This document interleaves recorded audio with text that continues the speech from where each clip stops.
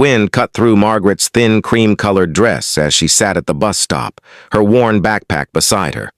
At 24, she looked older, weathered by months on the street after losing everything. Her blonde hair hung limp and her bare feet were numb against the cold pavement. She'd sold her last pair of shoes 3 days ago for food.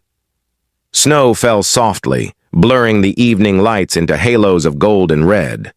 Margaret pulled her knees close, trying to preserve warmth. The bus shelter offered little protection. She watched other people hurry past, bundled in coats, rushing toward warm homes she could only imagine.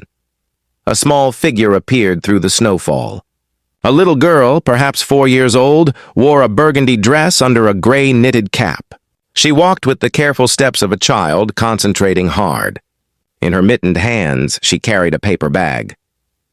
The girl stopped directly in front of Margaret, studying her with solemn brown eyes. "Are you cold?" the child asked, her voice clear in the winter stillness. Margaret tried to smile.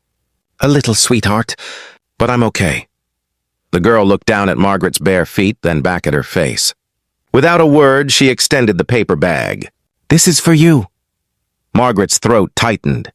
"Oh, honey, I can't take your food." "It's okay," the girl said simply. "Daddy bought me cookies, but you look hungry." Behind them, a man in a dark coat stood watching, snow gathering on his shoulders. He made no move to call the child back. Margaret accepted the bag with shaking hands. Inside were fresh cookies from a nearby bakery, still warm. The smell alone brought tears to her eyes. "Thank you," she whispered. The little girl tilted her head, considering Margaret with a wisdom beyond her years. Then she said something that would change everything. "You need a home, and I need a mommy." The words hung in the snowy air between them. Margaret looked up at the child, stunned. "What's your name, sweetheart?" "Lucy," the girl said. "My mommy went to heaven. Daddy says she's an angel now." "Are you an angel?" "No, baby. I'm just someone who made some mistakes." Lucy reached out and touched Margaret's cheek with surprising gentleness. "Daddy says everyone makes mistakes. That's why we need love." The man finally approached. He was perhaps 40, with kind eyes that held deep sadness. He knelt beside his daughter. "I'm sorry," he said to Margaret. "Lucy has a way of finding people who need help. I'm Daniel Hayes." Margaret started to apologize, to explain she didn't want to bother them, but Daniel held up his hand. "My daughter's right," he said quietly. "You need shelter and we have an extra room. My wife passed 6 months ago. The house feels too empty." He paused. "I'm not making promises beyond tonight, but no one should be out here in this cold. If you'd like a warm meal and a safe place to sleep, the offer stands." Margaret had learned to be wary. The streets taught hard lessons about trust, but something in Daniel's eyes, in Lucy's innocent faith, felt genuine.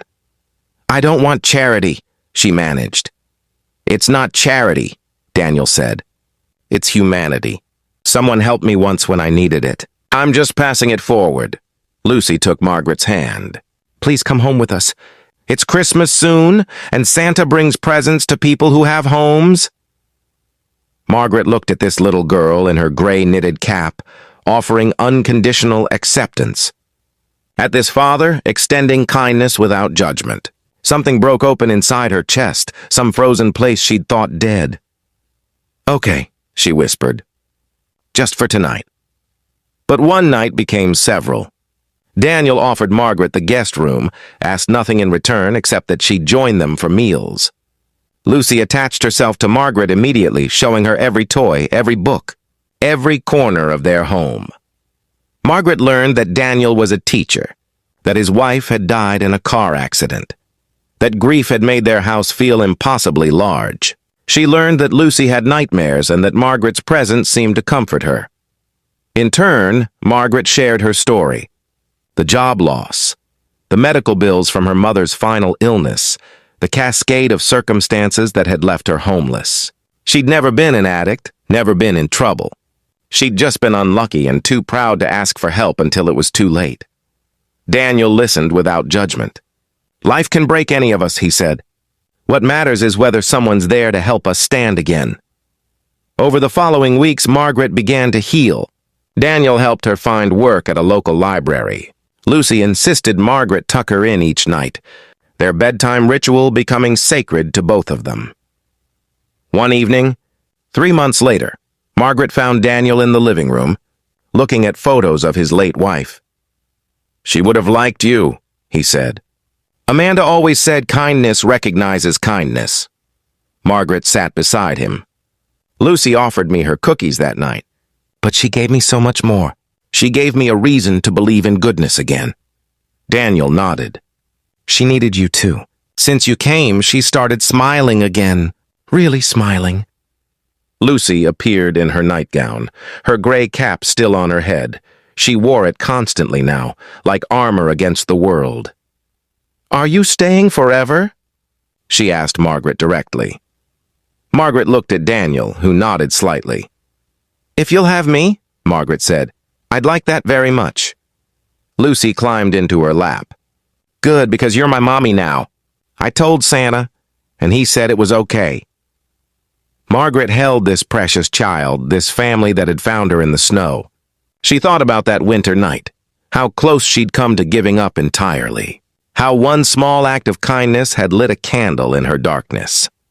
Daniel reached over, and the three of them sat together, a family formed not by blood but by compassion, by the simple human need to belong and be loved. Outside, snow fell gently, but inside, everything was warm. Sometimes angels do come to us in our darkest moments. Sometimes they wear gray knitted caps and carry cookies. And sometimes, when we're brave enough to accept their gifts, they save us. Not just from the cold outside, but from the cold within.